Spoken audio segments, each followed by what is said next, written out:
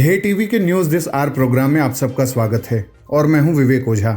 आज बात करेंगे नन्मंगलम फॉरेस्ट की, जो अभी सुर्खियों में है और ये एक महत्वपूर्ण पर्यावरणीय मुद्दा है। नन्मंगलम फॉरेस्ट तमिलनाडु में स्थित हैं और हाल ही में 273.8 हेक्टेयर नन्मंगलम रिजर्व फॉरेस्ट को अभयारण्य यानी सेंचुरी घोषित करने का फैसला लिया गया है। इस पर सुझाव देने के लिए एक एडवाइजरी कमेटी का भी गठन किया गया है, जिसमें केयर अर्थ ट्रस्ट के Jayashree Venkatesan, Salim Ali centre for ornithology and natural history के भूतपूर्व निदेशक के शंकर और Indo American wildlife society के सदस्य शामिल हैं। यह कमेटी तमिलनाडु के तिरुवल्लूर में पुलिकुंद्रम रिजर्व फॉरेस्ट को कंजर्वेशन रिजर्व घोषित करने के प्रस्ताव पर भी ड्राफ्ट तैयार करेगी। नन्मंगलम फॉरेस्ट रिजर्व एक प्रमुख पक्षी हॉटस्पॉट भी है। नन्मंगलम फॉरेस्ट संकटापन्न यानी इंडेंजर्ड यूरेशियन ईगल आउल के ब्रीडिंग ग्राउंड के रूप में जाना जाता है, यानी यही वो स्थान है जहां पर ये ब्रीडिंग करते हैं। इसलिए इसे वन्यजीव और जैव विविधता संरक्षण के लिहाज से काफ़ी अहम माना गया है। इस पक्षी को बूबो बूबो भी कहते हैं। यह ब्लैक काइट पक्षी को अपना शिकार बनाता है। भारत में इंडियन ईगल आउल भी पाया जाता है और इंडियन ईगल आउल को रॉक ईगल आउल भी कहते हैं। बर्ड लाइफ इंटरनेशनल संस्था, जो पक्षियों के संरक्षण के लिए एक वैश्विक संस्था है, उसने इंडियन ईगल आउल को लीस्ट कंसर्न की श्रेणी में रखा है।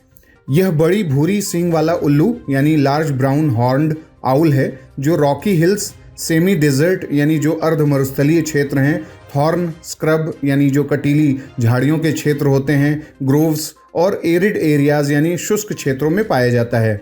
नन्मंगलम जंगल ब्लैक नेप्ड हेयर्स और मॉनिटर लिजर्ड्स का भी निवास स्थान है।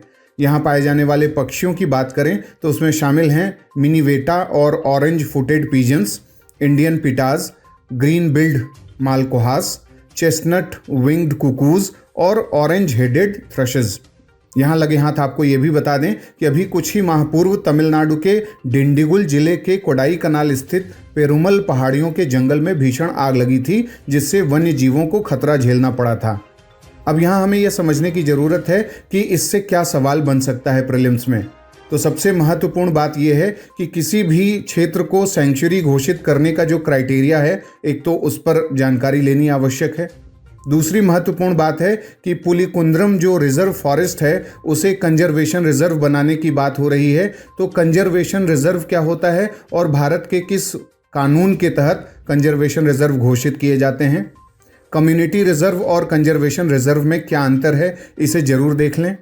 थोड़ा टफ लगेगा, थोड़ी मेहनत लगेगी, लेकिन इस पर जब आप काम करेंगे तो एक सवाल सिविल सर्विसेज के लिए आपको मिल सकता है।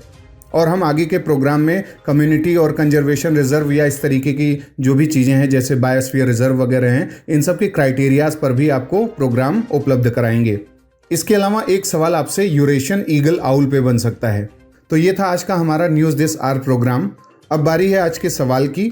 आपको बताना है कि इंडियन ईगल आउल किस एरियाज में या कौन कौन से उसके नेचुरल हैबिटेट हैं, उसके बारे में आप हमें कमेंट बॉक्स में बताएं। अगले कार्यक्रम के साथ जल्दी हाजिर होंगे। इजाज़त दीजिए, नमस्कार।